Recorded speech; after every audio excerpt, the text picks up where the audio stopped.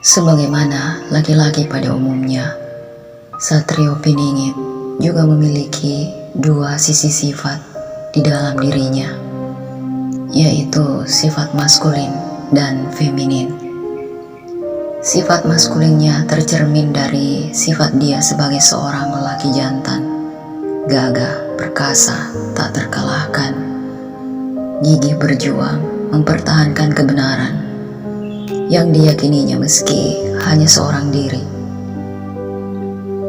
Meski tidak dominan, Satrio Piningit juga memiliki sifat sebagai orang yang angkuh.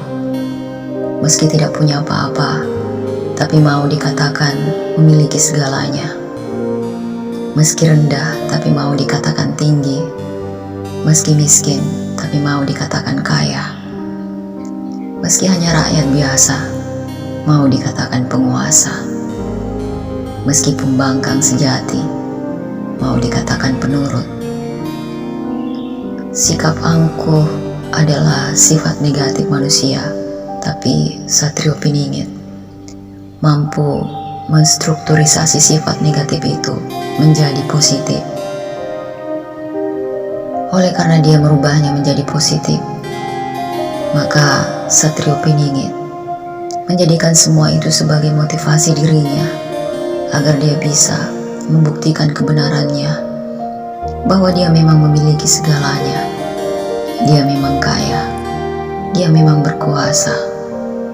Dia membangkang kepada orang yang melakukan kesalahan, tapi dia menurut kepada orang yang bertindak benar.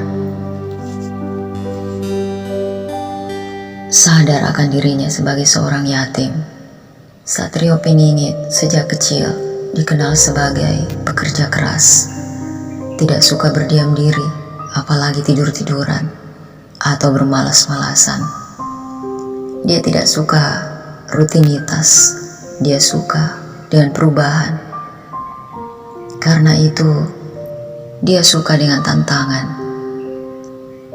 Semakin besar tantangan, semakin dia sukai. Karena perubahan yang dihasilkan akan lebih banyak meski semua itu harus dia lalui dengan penuh kesabaran. Satrio Piningit adalah seorang penyabar yang terbaik. Dia bisa memperlihatkan senyum simpatiknya meski hatinya tersinggung pahit. Sifat sabar Satrio Piningit hanya kamuflase saja guna menutupi sifatnya yang suka membalas. Siapapun yang menyakitinya akan dibalasnya tanpa ampun, melebihi rasa sakit yang pernah dia rasakan. Ini berlaku kepada semua orang tanpa kecuali, termasuk saudara sendiri. Konsep keadilan menurut paham Satrio Piningit adalah apabila dia sudah melakukan pembalasan yang setimpal. Sebagai anak dewa yang lahir dari rahim perempuan Jawa, meskipun dia memiliki sifat sebagai seorang laki-laki maskulin, akan tetapi Satrio Piningit memiliki satu kelemahan utama. Kelemahannya inilah yang membuktikan bahwa dia bukan seorang dewa. Satrio Piningit sangat takut kepada ibunya. Dia takut tidak masuk surga. Karena kata orang, surga itu berada di bawah telapak kaki ibu. Meski ibunya salah, tapi dia tetap saja menurut, kemudian pelan-pelan merubahnya. Meski ibunya sudah marah besar dengan menghardik dan memukulnya, tapi dia tetap diam saja.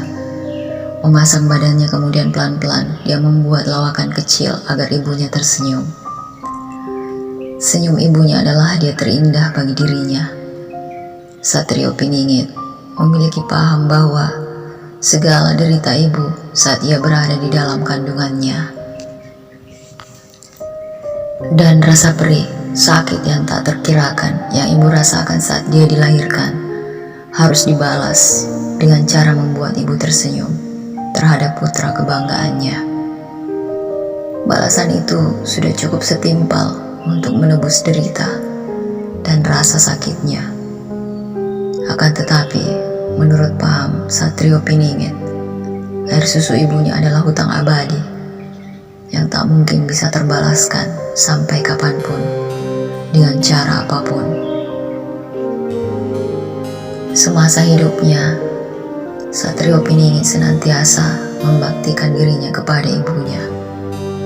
Setelah ibunya meninggal dunia, bakti itu belum berakhir. Bakti Satrio Piningit diaplikasikan ke dalam baktinya kepada Ibu Pertiwi yang didominasi oleh keturunan bangsa-bangsa tanah Jawa sebagai asal muasal leluhur ibunya, leluhur Satrio Piningit. Saat ini Ibu Pertiwi merasakan derita. Bangsa Indonesia menderita. Bencana terjadi di mana-mana. Rakyat susah makan. Rakyat tidak merasa nyaman. Banyak amarah. Banyak kejengkelan. Mungkin juga banyak kebencian. Semua itu Ibu Pertiwi merasakannya. Ibu Pertiwi tidak menangis. Ibu Pertiwi tetap sabar. Karena Ibu Pertiwi tahu bahwa dia sedang hamil. Memang segalanya terasa tidak enak. Jika ibu tengah mengalami masa ngidamnya, Ibu Pertiwi tahu bahwa janin yang ada di dalam kandungannya adalah pemimpin besar dunia. Janin itu masih bersembunyi di dalam kandungan Ibu Pertiwi. Dia masih terpingit dalam kandungan Ibu Pertiwi. Kelak, apabila telah terjadi goro-goro yang amat dahsyat, sakit yang sangat menyakitkan, darah berceceran di mana-mana, dan banjir darah, maka itulah tandanya. Itulah masa Ibu Pertiwi melahirkan putra tunggalnya, putra kebanggaannya, putra yang diidam-idamkan, putra yang telah lama dinanti-nantikan.